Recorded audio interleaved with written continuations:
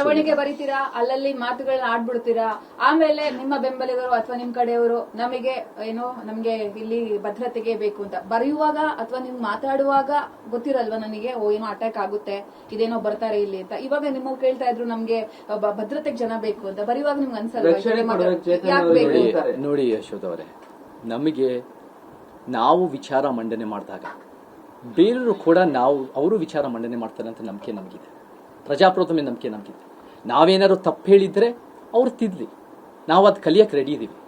ಆದರೆ ನಾವು ಯಾವಾಗ ಪ್ರಜಾಪ್ರಭುತ್ವ ಗೌರವಿಸ್ತೀವೋ ಬೇರೆಯವರು ಅದನ್ನ ಕಾನೂನನ್ನು ಕೈ ತಗೊಂಡ್ಬಿಡು ನಮ್ಮ ಮೇಲೆ ಬಡದಾಕ್ತಾರೆ. ನಾವೇನು ತಪ್ಪು ಹೇಳಿದ್ರು ಸತ್ಯ ಹೇಳಿದ್ರು ಅಂತ ಕೂಡ ನಮ್ಗೆ ಅನ್ಸಿರಲ್ಲ, ಗೊತ್ತಿರಲ್ಲ. ನಾವು ಆ ರೀತಿ ಯೋಚನೆ ಮಾಡಲ್ಲ. ನಾವು ಪ್ರಜಾಪ್ರಭುತ್ವದ ಮೇಲೆ ನಂಬಿಕೆ. ಈಗ ಯಾಕೆ ಬಂತು ಸರ್ ಇಷ್ಟು ವರ್ಷ ಸುಮ್ಮನಿದ್ರಿ? ಈ ಬರ್ತಡೇ ದಿನ ಟ್ವೀಟ್ ಮಾಡ್ಬಿಟ್ಟು ಈಗ ನೀವೊಂಥರ ಬೆಂಕಿ ಇಡ್ತಾ ಇದ್ದೀರಾ. ನೀವೇನಾ? ನಾನ್ ಬೆಂಕಿ ಇಡೋದು ನನ್ನ ಉದ್ದೇಶ ಅಲ್ಲ. ಸರ್ಕಾರ ನಾವ್ ಯಾವ ಕುಟುಂಬದ ವಿರುದ್ಧ ಯಾರು ಕೂಡ ಕಾನೂನಾತ್ಮಕವಾಗಿ ಕಾನೂನನ್ನ ಕೈ ತಗೊಳಕ್ಕೆ ಯಾರಿಗೂ ಹಕ್ಕಿಲ್ಲ, ಯಾರು ಕಾರಣ ಇಲ್ಲ, ಯಾರು ಯೋಗ್ಯ. ಅದು ಸರಿಯಲ್ಲ.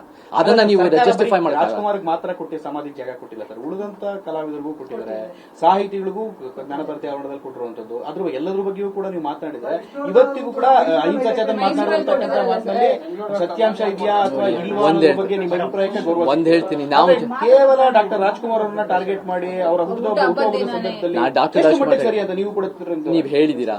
ನಾವು ಡಾಕ್ಟರ್ ರಾಜ್ಕುಮಾರ್ ಅವರ ಅಭಿಮಾನಿಗಳು. ನಾನು ಅವಲೇ ಹೇಳಿದೀನಿ, ಡಾಕ್ಟರ್ ರಾಜ್ಕುಮಾರ್ ಅವರಿಗೆ ಏನಾದ್ರು ಡಾಕ್ಟರ್ ರಾಜ್ಕುಮಾರ್ ಕಾಂಪ್ಲೆಕ್ಸ್ ಅಂದ್ರೆ ಅದು ವ್ಯಾಪಾರದ ರೀತಿ ಅಲ್ಲ, ಅದು ಒಂದು ರೀತಿ, ಅದು ಒಂದು ಇದನ್ನ ಕಟ್ಟಿ ಸಮಾಧಿ ರೀತಿನಲ್ಲಿ ಕಟ್ಟಿದ್ದಾರೆ ಅಂತ ಅರ್ಥ. ಅದು ಒಂದ್ ಹೇಳ್ತೀನಿ.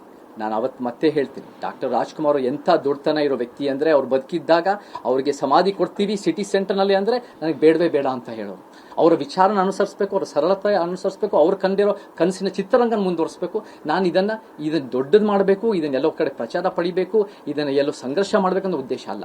ಬಟ್ ಅವರ ಸರ್ಕಾರದ ಯೋಜನೆಗಳಿಂದ ಯಾವ ರೀತಿ ಸಂಘರ್ಷಗಳಾಗಿದೆ, ಯಾವ ರೀತಿ ಸಮಸ್ಯೆಗಳಾಗಿದೆ, ಯಾವ ರೀತಿ ಅವ್ರ ರೀತಿನಲ್ಲಿ ಭೇದ ಭಾವನೆ ಆಗಿದೆ, ಯಾವ ರೀತಿ ಸರ್ಕಾರ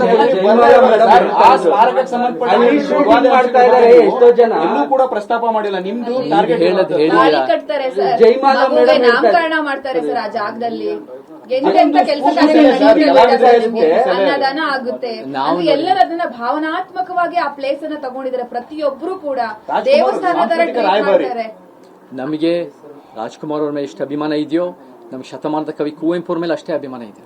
ನಮಗೆ ಎಂ ಡಿ ನಂಜುಂಡಸ್ವಾಮಿ ಬಗ್ಗೆ ನಂಬಿಕೆ ಇದೆ. ಶಂಕರ್ ನಾಗ್ ಅವರು, MP ಶಂಕರ್ ಅವರು, ಸಿದ್ದಲಿಂಗಯ್ಯ, ಪುಟ್ಟಣ್ಣ ಕಣಗಲ್ ಅವ್ರ ಬಗ್ಗೆ ಅಭಿಮಾನ ಇದೆ. ನಮಗೆ ಬಿ ಸರೋಜಾದೇವಿ ಅವರ ಕೊಡುಗೆ ಬಗ್ಗೆ ಅಭಿಮಾನ ಇದೆ. ನಮಗೆ ಅನೇಕರ ಬಗ್ಗೆ ಕೊಡುಗೆ ಇದೆ. ನಾವು ಅದನ್ನ ನಾವು ನಿರ್ಮಾಪಕ ಸಾರಾ ಗೋವಿಂದ್ ಮೇಲೆ ಲೀಗಲ್ ಆಗಿ ಆಕ್ಷನ್ ತಗೊಂತೀರಾ, ಕಂಪ್ಲೇಂಟ್ ಕೊಡ್ತೀರಾ, ನಾವು ಅದನ್ನ ಹಾಕಿದ್ದಾರೆ ಅಂತ ಹೇಳ್ತಾ ಇದ್ದಾರೆ. ನಾವು ಅದನ್ನ ನಮ್ಮ ಬೆಂಬಲಿಗರ ಜೊತೆ ಸೇರಿ, ನಮ್ಮ ಕಾನೂನು ಸಲಹೆಗಾರರ ಜೊತೆ ಸೇರಿ ಎಲ್ಲ ವಿಚಾರ ಮಾಡಿ ನಾವು ಕಾನೂನು ಬದ್ಧವಾಗಿ ಮುಂದಿನ ಹೆಜ್ಜೆಗಳು ತಗೊಂತೀವಿ ಅಂತ ಹೇಳಕ್ ಇಷ್ಟ. ಧನ್ಯವಾದಗಳು.